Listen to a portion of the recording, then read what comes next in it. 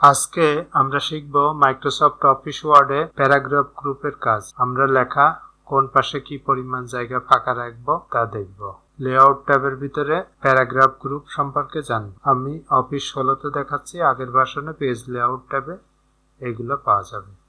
তাহলে চলুন শুরু করা যাক।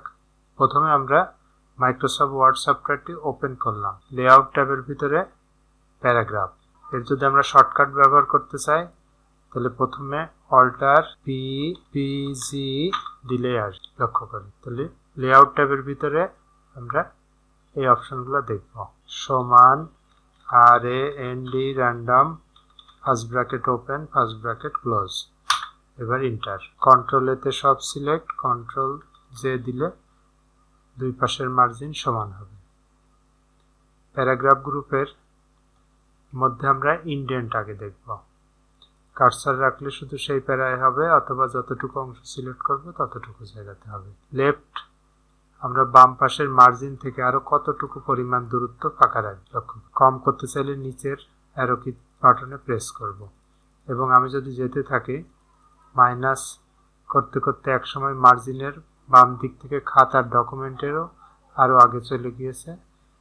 যে লেখা খাতার বাইরে আছে সেই লেখা প্রিন্টে আসবে না, তাহলে আমরা মার্জিনের এই পাশেও আমাদের টেক্সট নিয়ে যেতে পারি। আমরা অবশ্যই ঠিক অনুরূপভাবে আমরা রাইটেও করতে পারি। ডান পাশে কতটুকু পরিমাণ জায়গা ফাঁকা রাখবো, অথবা কতটুকু আরো আগে দেবো, এভাবে খাতার বাইরেও নিয়ে যাওয়া যাবে। আমরা 0তেই রাখলাম। তাহলে বাম পাশে এবং ডান পাশে কি পরিমাণ জায়গা ফাঁকা রাখবো, এক প্যারার থেকে আরেক প্যারার মাঝখানে কতটুকু ফাঁকা করব। যেমন আমি দ্বিতীয় প্যারাতে অবস্থান করছি, এর পূর্বের প্যারাগ্রাফের মধ্যে B4 কতটুকু ফাঁকা দেবো, আর আফটার দিলে এর পরের প্যারাগ্রাফে কতটুকু ফাঁকা হবে। এভাবে আমরা ফাঁকার পরিমাণ বাড়ানো এবং কমাতে পারবো। এবার আমরা প্যারাগ্রাফ গ্রুপে এখানে ক্লিক করলাম। আমাদের ইন্ডেন্টেশনের মধ্যে লেফট রাইট দেখেছি। এবার আমরা স্পেশালি অংশটা দেখব। ফার্স্ট লাইন, প্রত্যেকটা প্যারার প্রথম লাইন কতটুকু পরিমাণ দূরত্ব ফাঁকা রাখবো, সেই পরিমাণ জায়গা ফাঁকা থাকবে। ওকে করার সাথে সাথে আমরা দেখতে পাবো। প্যারাগ্রাফ গ্রুপে পুনরায় যাচ্ছে। হ্যাঙ্গিং যদি দিই ঠিক ততটুকু পরিমাণ আগে যাবে, প্রথম লাইনটা পরের লাইনগুলো ওই পরিমাণ জায়গা ফাঁকা থাকবে। দিতে না চাইলে নান। আমি যতগুলো প্যারা সিলেক্ট করব ততগুলোতেই হবে।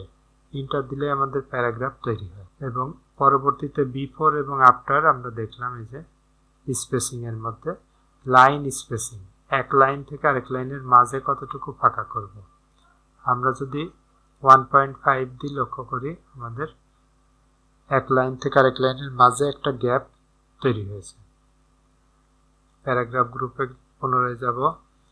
ডাবল দিলে এর থেকে দ্বিগুণ পরিমাণ জায়গা ফাঁকা হবে। মাল্টিপ্লাই যদি দিই, আমি আমার ইচ্ছা মতো দিতে পারবো, যত খুশি। আমি 7 দিলাম।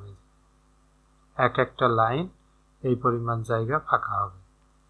আবার কম যদি করি, আমি 0.5 দিই, তাহলে লক্ষ্য করি একটা লাইনের মধ্যে আরেক লাইন ঢুকে গেছে, ঠিক মতো পড়াও যাচ্ছে না। 0.8 এর নিচে যাব না। 0.8 যদি আমরা দিই তাহলে মোটামুটি পড়া যাবে। সিঙ্গেল পিটি হচ্ছে 1। আমরা যদি কম্পিউটারের ডিফল্টটা নিই, এই 1 পিটি এখান থেকে আমরা নিতে পারবো। সেট অ্যাজ ডিফল্ট, আমি যখনই মাইক্রোসফট ওয়ার্ড সফটওয়্যারটি ওপেন করব, আমার যে সেটিং করে রাখবো সেটা ডিফল্ট হিসাবে থাকবে। আর ট্যাব সেট, আমি ট্যাব সেটিং আমার আগের ভিডিওতে দিয়েছি, আই বাটনে দেওয়া থাকবে, আপনারা এটা দেখুন। নির্দিষ্ট দূরত্বে লেখার কাজে ব্যবহৃত হয় ট্যাব। ওকে বাটন প্রেস করার সাথে সাথেই আমরা যা যা পরিবর্তন করলাম তা আমাদের অ্যাক্টিভ হবে। আমার এই চ্যানেলের ভিডিওটি আপনাদের কেমন লাগছে তা কমেন্টে অবশ্যই লিখে জানাবেন। ভালো লাগলে লাইক করবেন, শেয়ার করবেন। আমার এই চ্যানেলে যদি নতুন হয়ে থাকেন তাহলে চ্যানেলটিকে অবশ্যই সাবস্ক্রাইব করবেন। এতক্ষণ ভিডিওটি দেখার জন্য অসংখ্য ধন্যবাদ।